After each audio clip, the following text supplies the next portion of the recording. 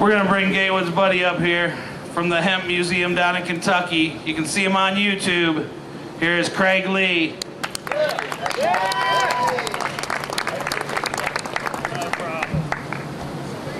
It's always good for this great drive up here in Cincinnati with the one and only Gatewood, great friend of mine. I'm here today really because, I'm here today because of several reasons. One, of medical marijuana and this government of ours talking about a food shortage.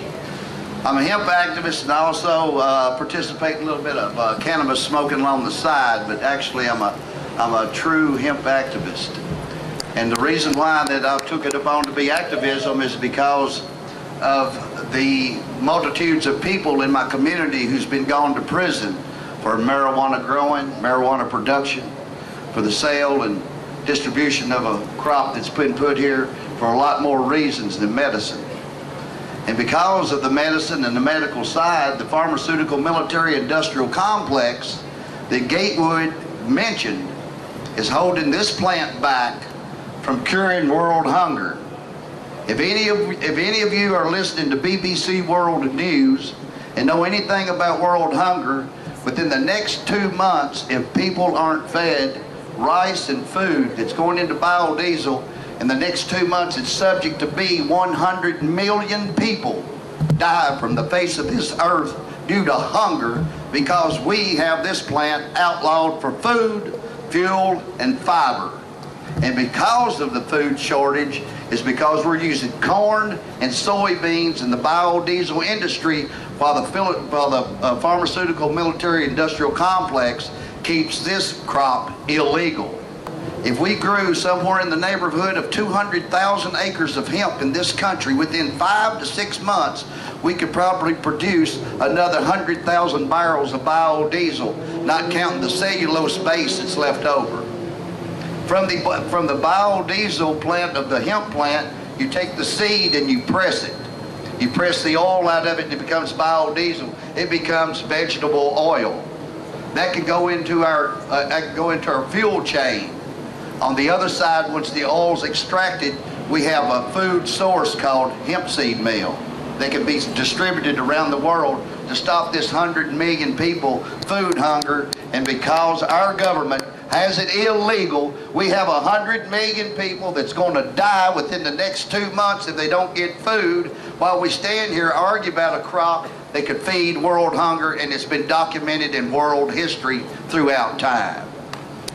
Yeah. If this is what we stand for in this country, is this what we stand for as a society, as so-called God-ridden, religious-bound group of people who's evangelical right, if this is right, then by damn where do we stand if this is wrong in their eyes? Are we subject to all go to prison like the lady sitting here in the wheelchair with handcuffs on her while we sit here and got starved to death? We have an organization. It's called 25by25.org. If you don't know anything, go to it, because this is an organization. It's in Baltimore, Maryland. It's in Maryland. It's looking to alternative fuels. Alternative fuels will bring this crop to the forefront through the decriminalization of marijuana, medical marijuana. This has to come, or the politicians are living in denial. There is not one politician who can stand up in this country, in this society, and say anything about alternative fuels. He's living in denial if he turns his back on industrial hemp as a biodiesel crop, and as an ethanol fuel crop, as a food crop, as a fiber crop. He is a liar. He's living in denial. I'll tell you right now, I don't care who he is.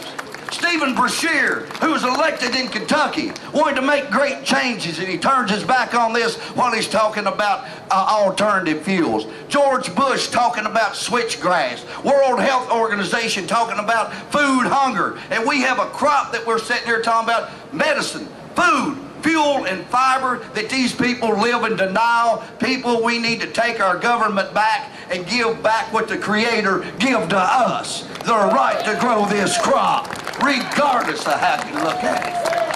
Stand up. We need to do more fighting. There is less there is less protest now in America because of the Patriot Act. They could come in here today and actually, because we're activists, and kill us if we're enemy combatants because we're going against the government on this issue. Where do we stand as a citizenry? We need to group together. We need to stand together, and this crop here can pull a world of people together. This is a small group, but behind the scenes where we stand at, there is a entity that's wanting this crop legal, but at the same time, they're going to have their rules, their regulations, and their laws governing. We've got to stop it. Thank you very much.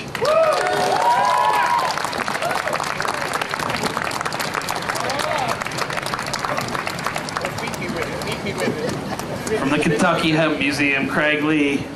Man, he got me all worked up. How about you guys?